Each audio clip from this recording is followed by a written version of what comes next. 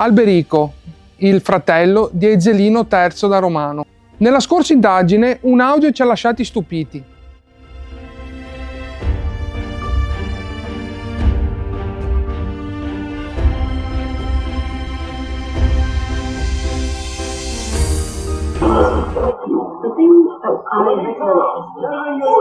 Non c'è in casino.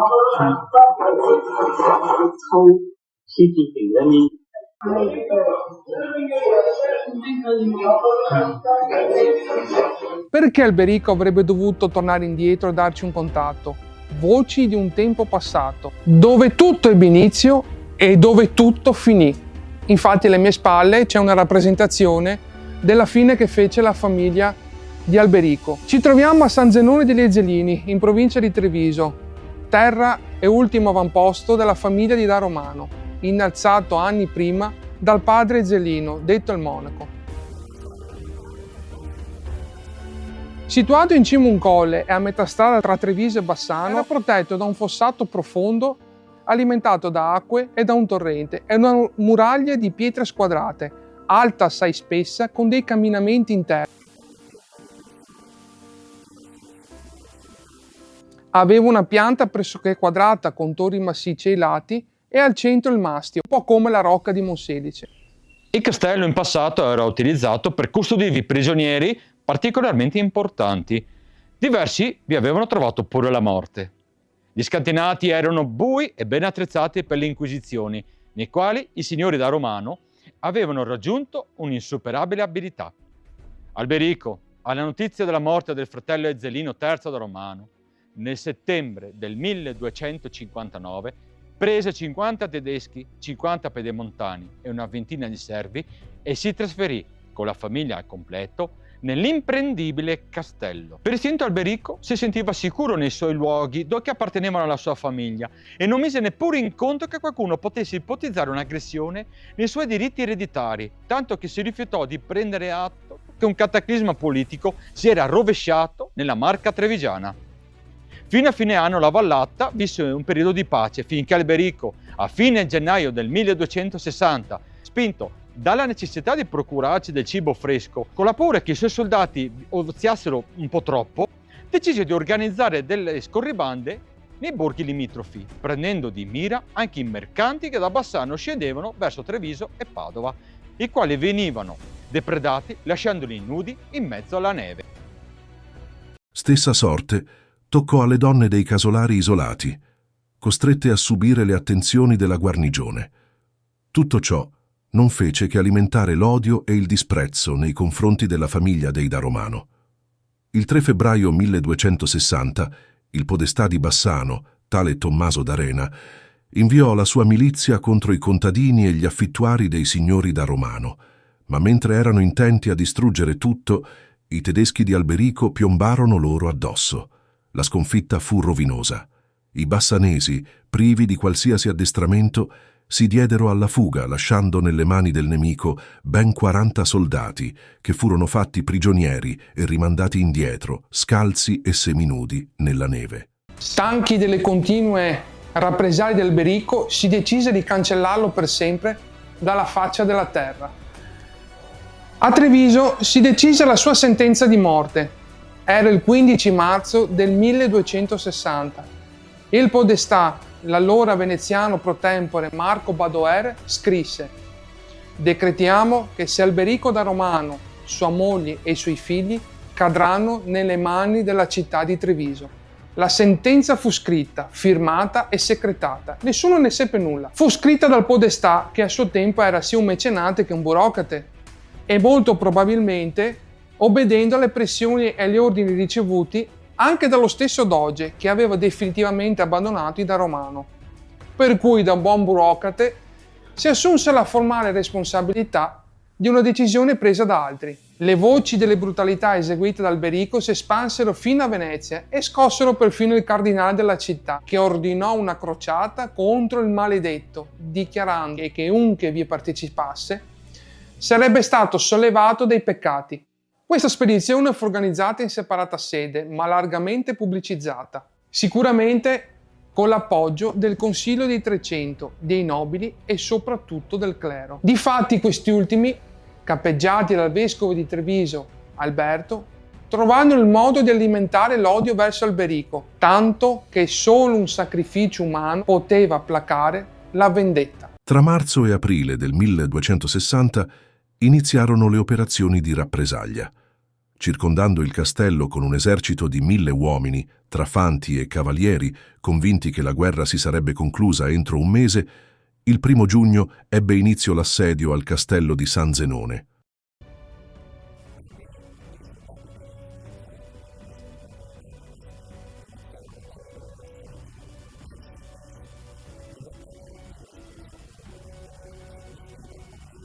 Gli assalitori provarono in tutti i modi a buttar giù la maestosa cortina di mura, lanciando anche a casaccio proiettili di pietra sferici senza però recare alcun danno.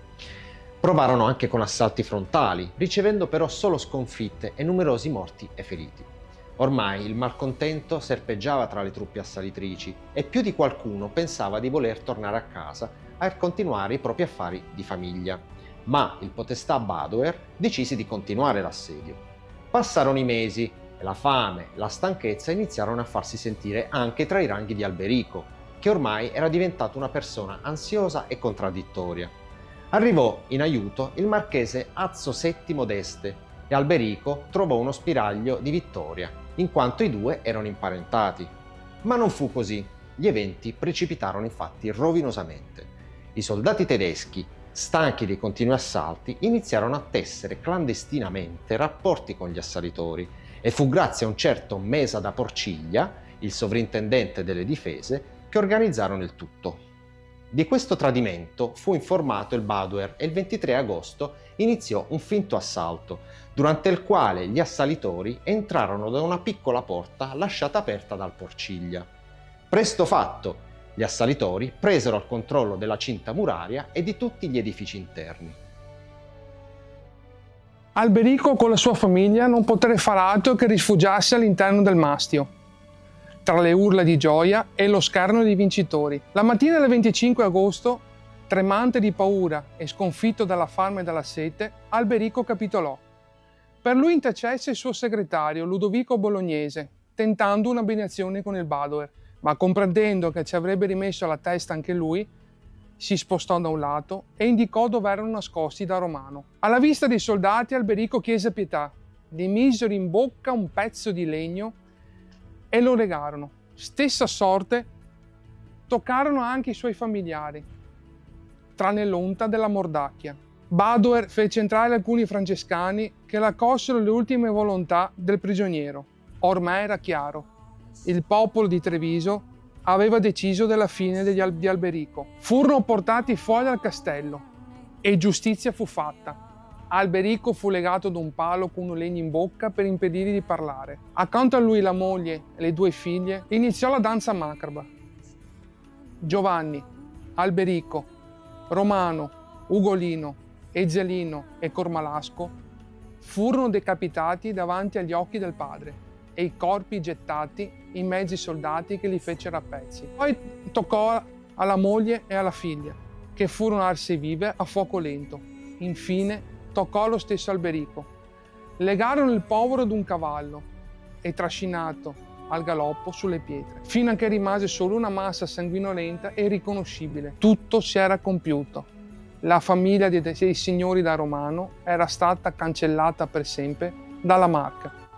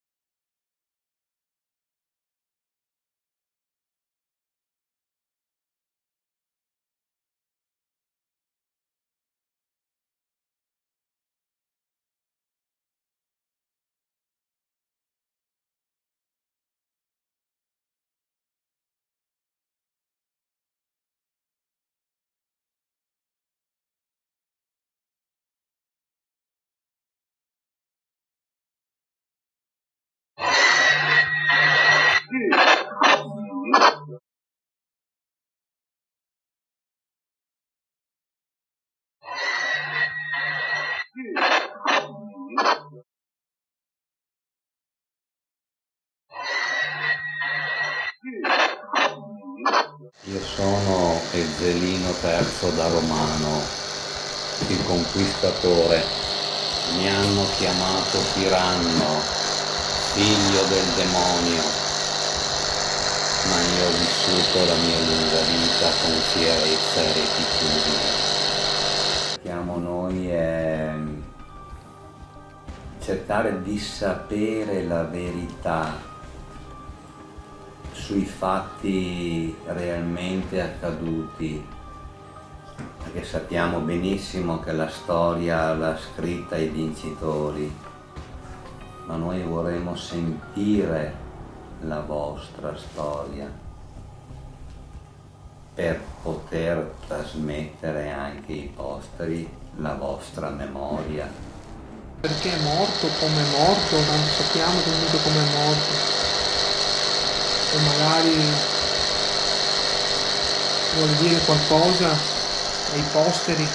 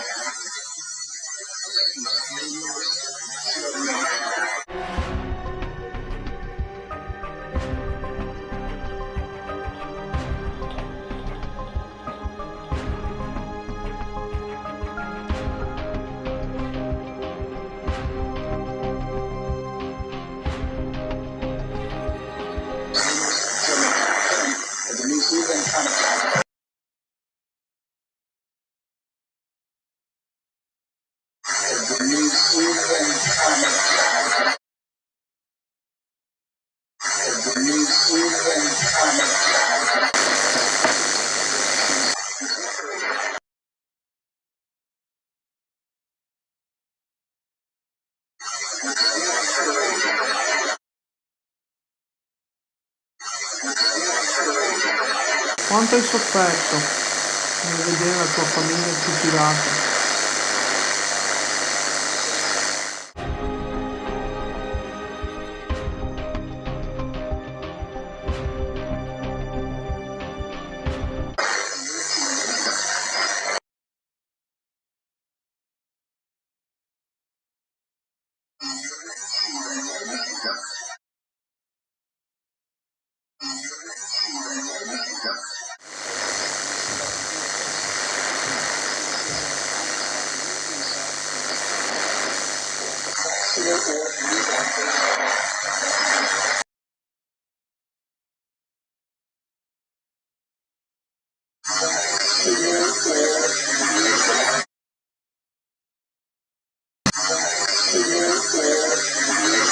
Se volete dire i nostri nomi, io sono Marco, Giorgio, e c'è Andrea, Dino, Antonio. Dino e Antonio sono con noi. Se volete dirci qualcosa.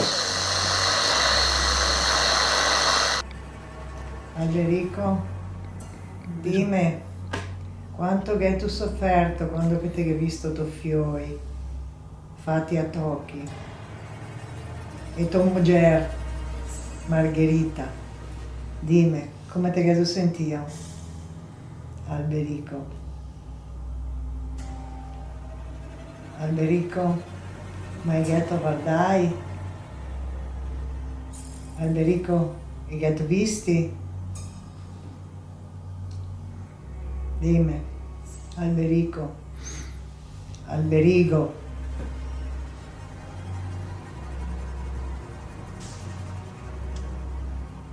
Fate sentire, Alberico. Siamo a San Zenon, siamo qua, dove che si arriva anche tuo amico nemico a sud-est. Tuo consuocero che doveva salvarti invece, cosa che ha fatto? È stato il primo che ha copato fiore, quello più piccolo, Alberigo.